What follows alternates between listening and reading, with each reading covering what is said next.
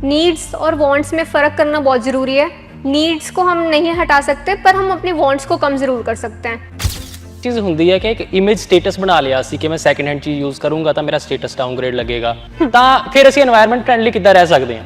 हमें लगता है कि हमारा स्टेटस कम हो जाएगा, ऐसा कुछ नहीं है। अगर आपको एक कंफर्टेबल लाइफस्टाइल में भी रहना है तो वो भी आप रह सकते हैं।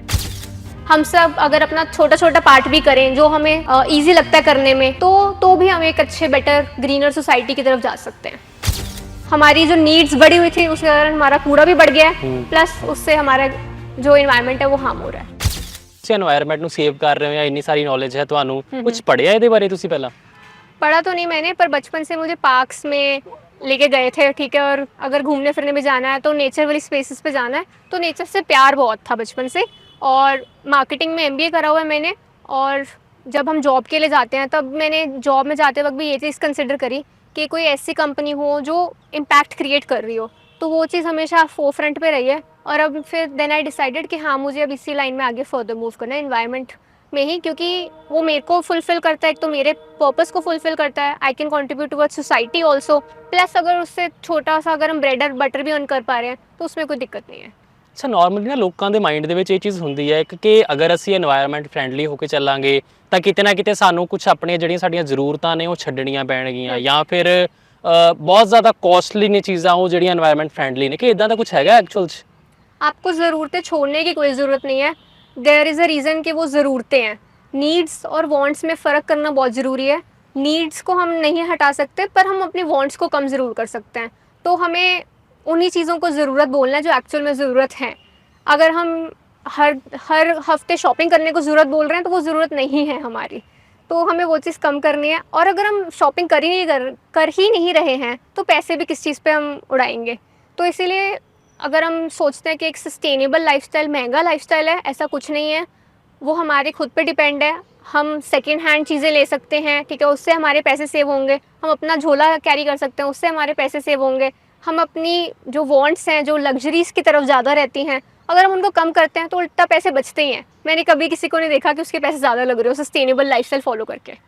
ਅੱਛਾ, ਆਪਾਂ ਹੁਣੇ ਲਗਜ਼ਰੀ ਦੀ ਗੱਲ ਕੀਤੀ ਤਾਂ ਲੋਕਾਂ ਨੂੰ ਨਾ ਕਿਤੇ ਇਹ ਚੀਜ਼ ਹੁੰਦੀ ਹੈ ਕਿ ਇੱਕ ਇਮੇਜ ਸਟੇਟਸ ਬਣਾ ਲਿਆ ਸੀ ਕਿ ਮੈਂ ਸੈਕਿੰਡ ਹੈਂਡ ਚੀਜ਼ ਯੂਜ਼ ਕਰੂੰਗਾ ਤਾਂ ਮੇਰਾ ਸਟੇਟਸ ਡਾਊਨਗ੍ਰੇਡ ਲੱਗੇਗਾ, ਜਾਂ ਮੈਂ ਅਗਰ ਝੋਲਾ ਲੈ ਕੇ ਜਾ ਰਿਹਾ ਹਾਂ ਕੁਝ ਸ਼ਾਪਿੰਗ ਕਰਨ ਵਾਸਤੇ ਤਾਂ ਮੇਰਾ ਸਟੇਟਸ ਡਾਊਨ ਹੋਏਗਾ। ਤਾਂ ਫਿਰ ਅਸੀਂ এনवायरनमेंट फ्रेंडली ਕਿੱਦਾਂ ਰਹਿ ਸਕਦੇ ਹਾਂ? एक तो स्टेटस वाली चीज़ मुझे लगता है कि वो माइंडसेट एक पल के लिए आता है और वो हमें एक पीक पे लेके जाता है, एंड देन वी रियलाइज़ कि ऐसा कुछ भी नहीं है। कैसे कि अगर हम अपना झोला कैरी करते हैं, आजकल तो बड़े बड़े ब्रांड्स ने भी झोले निकाल दिए हैं, तो उल्टा वो लोग भी एम्ब्रेस कर रहे हैं इस लाइफस्टाइल को, ठीक है। और एक और बात आपने जो कही कि हमें लगता है कि हमारा स्टेटस कम हो जाएगा, ऐसा कुछ नहीं है। अगर आपको एक कंफर्टेबल लाइफस्टाइल में भी रहना है तो वो भी आप रह सकते हैं सस्टेनेबिलिटी फॉलो करके। ज़रूरी नहीं है कि हाँ हमें एक परफेक्ट वर्ल्ड की तरफ जाना है, परफेक्ट या आइडियल वर्ल्ड की तरफ जाना है, ठीक है। हम सबको एक 100% सस्टेनेबल लाइफस्टाइल जीने की कोई ज़रूरत नहीं है। हम सब अगर अपना छोटा छोटा पार्ट भी करें जो हमें ईजी लगता है करने में, तो भी हम एक अच्छे बेटर ग्रीनर सोसाइटी की तरफ जा सकते हैं। ਅੱਛਾ, ਅੱਜ ਦੇ ਟਾਈਮ ਦੇ ਵਿੱਚ ਗੱਲ ਕਰੀਏ ਤਾਂ ਸਭ ਤੋਂ ਜ਼ਿਆਦਾ ਇਫੈਕਟ ਕੀ ਚੀਜ਼ ਕਰ ਰਹੀ ਹੈ এনवायरनमेंट ਨੂੰ?